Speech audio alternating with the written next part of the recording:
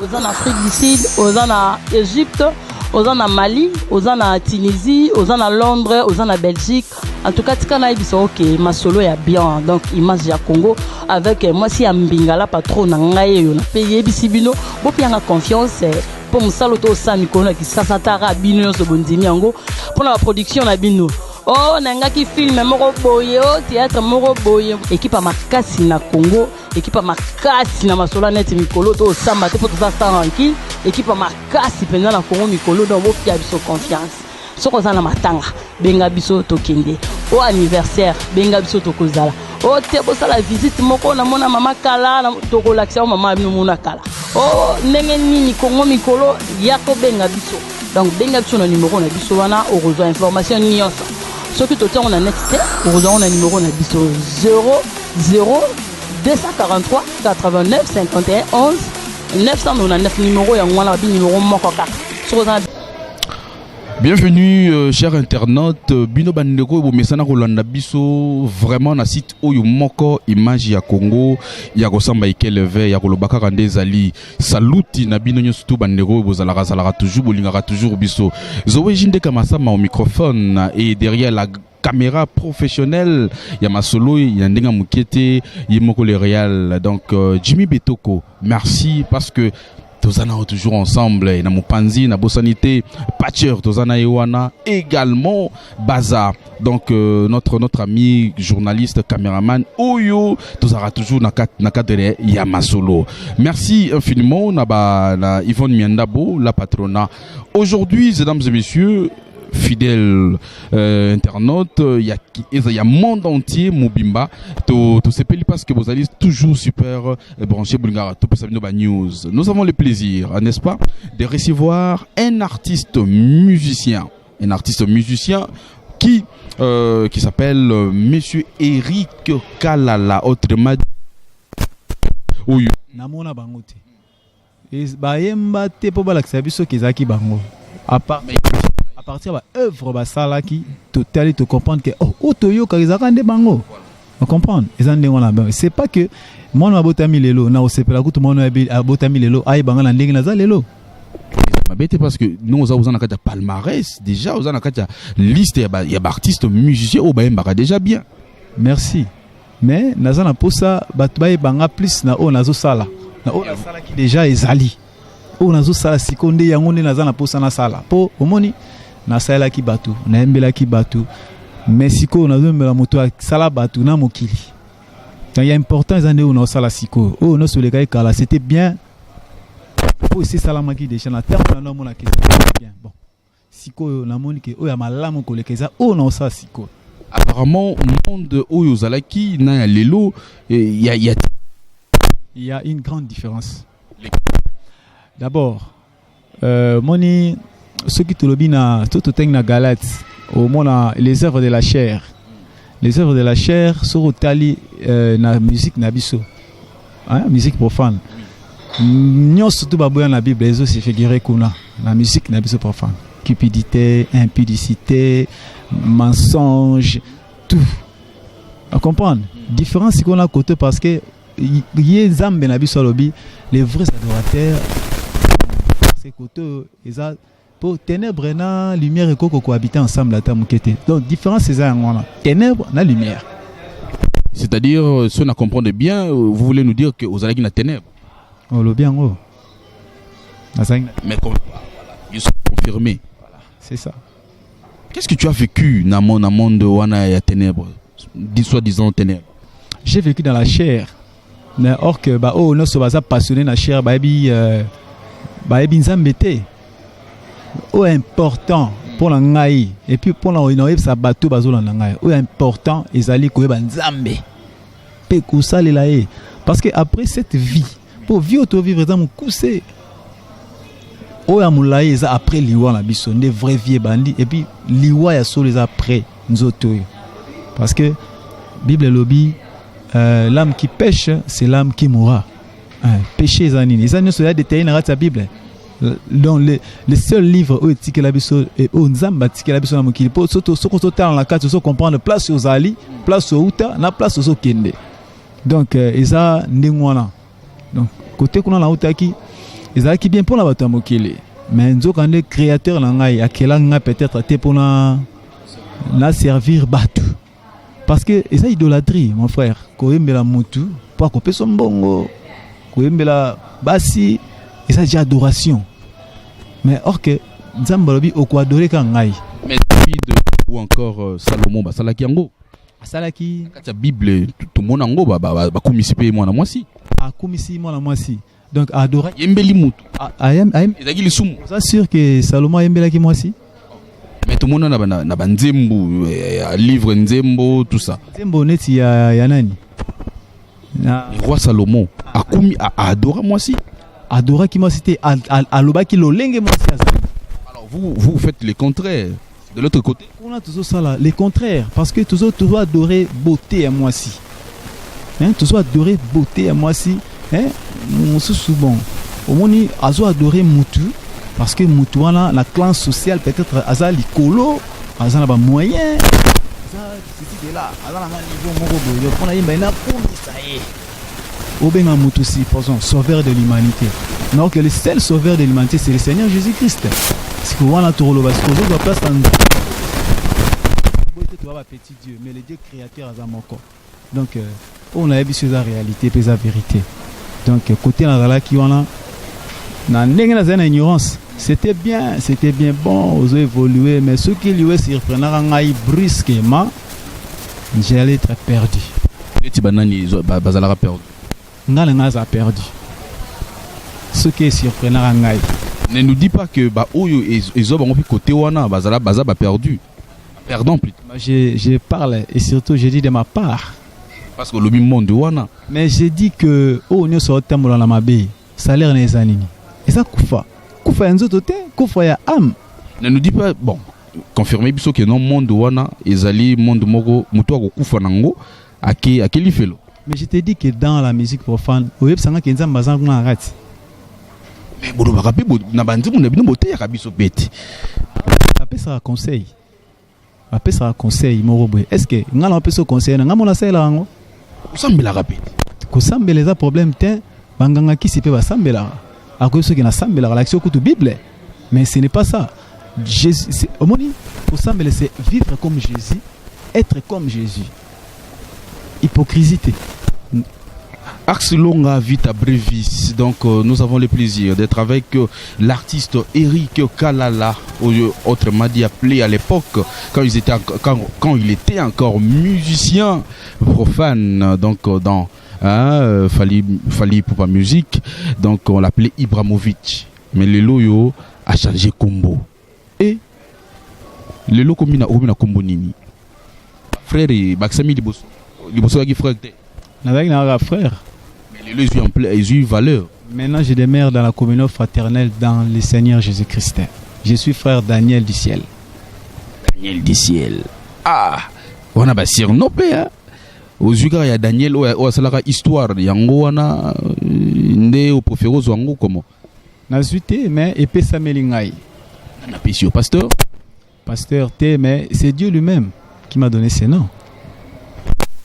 Daniel, vous comment Nako elo moko. Le Bible dans Hébreu 13:8, il dit qu'il est le même hier, aujourd'hui et éternellement. Ce côté là, ba roi Israël ba dako kende ko consulter ba prophète.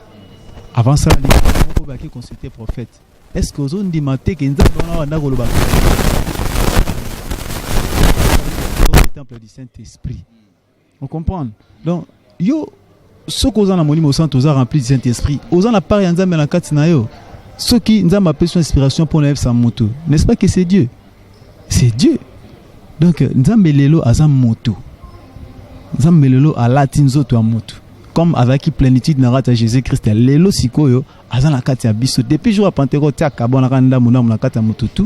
Motutu ça ça part na azan la mabele qui m'a baptisé de ses noms.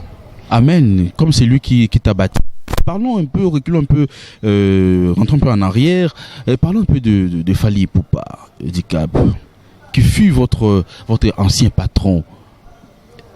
pour yo soko taleboyo o deviner comment o décrire rien nini et qu'est-ce qui t'a fait qui a fait que lelo au bimananda kouana un grand frère nangai que j'aime beaucoup nalingaki mingi po ngana tuzala mabe mote tuzala ona e ko fula de et lo ba déjà belé et lobi ke lo ezate oh ngana sali ngola ke lo ezate entre ngana e vraiment et loko ezate be kotikala kozala te de ma part. Tu as fait combien de temps qu'on est pas? Bon, j'ai fait 4 ans. J'ai fait 4 ans. En tout cas, problème mon côté entre nganae. Donc c'est là qui c'est qui nini. Et logo mongo et côté ngana motema na sepelega li souté na bité. Donc na zo baté logo nizo salanga ngamoko et puis ceux qui même motuni ba témoin quelques témoins la groupe ba web ce que mbalongo langate. Ngamoko na longwa ngamoko na ebisa secrétaire général na biso na bien en tout cas na longwe remettre un passeport na ngai na longwe et puis à remettre un passeport na ngai depuis ce jour là jusqu'à aujourd'hui na longwa pe na longwa tilelo mutu mo ta pusaki ngai mutu mo ta pesa nga conseil na longwa bongo. Dites-nous Veritas wana mais Fally Ipupa quand il a écouté ça l'un y a ba attaquant ou y a ba combattant naïe à Longwe mouvement a décidé à Longwa a benga kiyo to il est nini bon a benga te mais ba tu a membre bureau ya nini ba yaki potong la Longwe wana na keili suskokota quelque part na orchestre na biso mo pe à Congo na koti kuna ils sont matega na kati na nga elo bozo tinanga na longwa kaka. Ibrahimovic, je crois que bana poto bana bezo ba ko na Ibrahimovic souffrait tout tanga kumwana Ibrahimovic na mbi kezali l'un de meilleurs Pizala ki wapi est-ce que na Kinshasa ou à l'étranger que décision est la kiyo nani apusa kiyo nani achaki moi apusa ki moi tonus pour na décision na wana pasteur maman yaya camarade affirmant qu'il y en a tant on a na sambela pete na sambela te pete na Kinshasa na kin ezaki liboso à maison Schengen tant ba pesa ba visa na maison Schengen c'était devant la maison Schengen à 24 wana nde na senga passeport na ngai wana bo effectuer voyage wapi ezala poto kende ko beta deuxième Zénith o irataki wana nde na moment na longwa yango wana c'était juste devant la maison Schengen. C'est acquis parce que Zénith irataki c'est parce que au trouver compte na yote ou bien comment. En tout cas, dans le moment où il y a été que Zénith a raté, c'était avant. C'est qui demande un visa, toi, là, ça là. Ils demandent un visa. Bon, donc la CPLA est sous-soutée. La CPLA est sous-soutée. La EBA qui était que le Monzambe déjà ça préparé qui à l'avance. Façon là, il y a pour récupérer un gasiko. Mais là, il y a une décision ferme, ma casse. Donc, et puis, la joie de dégoût. Il y a ma ramonion soana la soit dégoût il y a orchestre le monde a gagné pendant la orchestre la répète et comme le roi charge mon boy donc là on supporter moi société mais au moment où Zagina Katia mouvement il a fallu Ipupa tu faisais quoi d'autre et surtout mimi on va poto quand même il faut être aussi reconnaissant mais au lungweka di kundengwana moi ça boy mobile ni ka ndengwana et ça la bien mingité et ezala qui vraiment nini oyo fallait anda opesa yote ça là que o se révolter ndingwana et puis avec mobilité pour ngala la moi sina boyaye ezala qui bongote non ils exemple voilà le cause exemple c'est bien mais ngala yé et le comoroté en tout cas na qui ponctuel na qui na conduite à bien na qui na ngai na problème té a ça qui peut na problème na ngate makamambo ngote et le côté oui, ça qui entre en là. Est-ce qu'on te payé bien tout d'abord? Est-ce qu'on va nous bénéficier au niveau de qui il y a mouvement pour na artiste musicien? Bah au niveau de qui avantage pour les musiciens orchestre wana, na dai ko bénéficier na yango. C'est ça que pour la mambongo tende na uti ko epso siko pe na dai influencé par personne. Pas vaneta na kena ngamo na kena mutute na kena ngamoko ni ma famille ni mes amis, ou soit les gens de cet orchestre. Personne, non.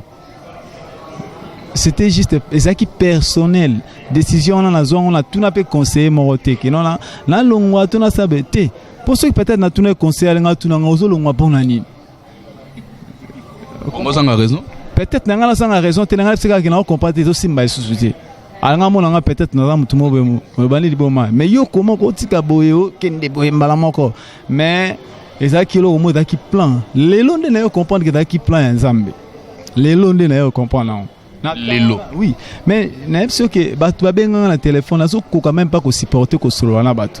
Pour la mamba retour wana. Batu bele badel espoir ti akuzonga na ye, akuzonga na ye, akuzala calme akuzonga na ye mais et continue na mo. Okenda penza. Mais quand même qu'est-ce que tu gardes ya Fally Ipupa ya bien? Pour na ye a grand frère na ya. Ya malamu kwa yango wana. Ya malamu za grand frère na ngai ba malamu ona garda pona ye saka connaissance to sala na ye wana to sala na ye to kotika bo sala na raté ay bi ngai wana ngai ngape na ye tili wana ye na koyeba ye kaka Ibrahimovic tozala bananité za reconnaissant quand même. Fally Ipupa t'a amené au niveau il y a étranger ou peut-être famille mon côté yaya te papa te maman te a foutu les gobi quand même au moni ok au beti pe na ba salle multique il y a monde et au pays au komaki ti États-Unis n'est-ce pas? En tout cas d'abord ceux qui n'azala qui peut-être coordonné peut mener na zana rôle wana tinanga qui peut côté na kendate ils appellent moi part il y a don na machana kati na ngai et qui sala qui na zala kuna pona zala na qui na moi utilité na ngate amingi tate amanda mula kasi yango sala qui na tambola pe kuna les zala qui salaire ya mutoki na ngai nde sala qui na tambola kuna pour ceux qui zaki qualité pété on a zaki na ngoma mukie na zana ngo na ndimite ke na ngana sala nyo surtout salama ki wana nini mabe au garder ya Fally aza bien mais sauf que Yamabe pour nga pendant la koyaga répétition na yembi concert na beti et s'il na zongi sa vie en tout cas wala na habité maramni mususa mabe pa na ye mais retrouver banoz à la té mutunyo so azala mabe na ye azala malamu na ye on a besoin bon malamu d'abord ezaki pour la terre on a engagé nga na groupe na ye à côté nga na groupe na ye asala bolam. Tu comprends? Asalenga mabete peut-être soka longolenga na bagada mabe longolinga malongolanga pete ngambo na longwa. Donc la moni mabe na tete tamsu batu msunde ba ko témoigner mabe na mingana na yebi vraiment mabe mingi ya ete. Fally Ipupa asimbisa kiyo bisimba simba angaka simso bisimba simango boya ki yango longo ou comment? Osimbisanga bisimba simba ndenge nini papa na ngai. Ye aza mukolo eloko na ye. Aya kosimbisanga bisimba simba. Ekubana na ndenge nini? Obike na nzemu katafali comme ça la vocale yomongo. Il a qui dû à quoi? Pour ya sepela ki za la bongo. Yemongo sepela za la bongo. C'était pas mon album. Ezaki album na ngate. Ezaki album na ngate, ezaki album na e. Ako sepela apesa oya lingi no. Yango apesa ki yango ezaki ndenge na penga la website mais comment pesinga pesi ba misusu te. Te apesinga la sali par na ngai na suki wana esili. Ezaka vocal na yo ou be yaye? Donc, ça on le dit déjà qu'il y a un vocal carrément de ce que c'est yangai. Il y a yomoko. Alors, passage na yo tango olungwe na et pas ya Fally Ipupa, tu as voulu kokende komeka ko goûter to le bango na système il y a les chèvres de monsieur Seguin a préféré kende ko goûter ba herbe il y a parcelle mususu to ya ngomba mususu kuna likolo. Vous allez passage na yo na okendaki maison mère il est grand déni tandis que bazwaka yo ndenge simbarate côté na utaki nde pesimete kuna na longwa epeka lisusu ni ko longwa trop problème egi nini wani na kisite banomo na yo ndengwana ou bien comment ozaki na force te ya ko se mesurer na ba collègues musiciens ou kutaki na kati ya mouvement soki na force ya ko se mesurer ça na musalati kisi tolobani kisif faut zala na monde wana c'est que musa ko répéter na wana fala uzana kisi kaka Oui, il faut ça là. Pour avoir ce que moi na sambela kana ngai ngana moni ngai na yakana kana yembi pamba boye sili ngai pena nzambe te kuna nzamba zate bakosote. Il faut ça moi quelque chose. Ngazala kinde batunyo soto akuna bazalaka. C'est que ezaki ke ngai moni nzamba likolo nyonso mutokolo baleki nzamba zate. Vous comprenez?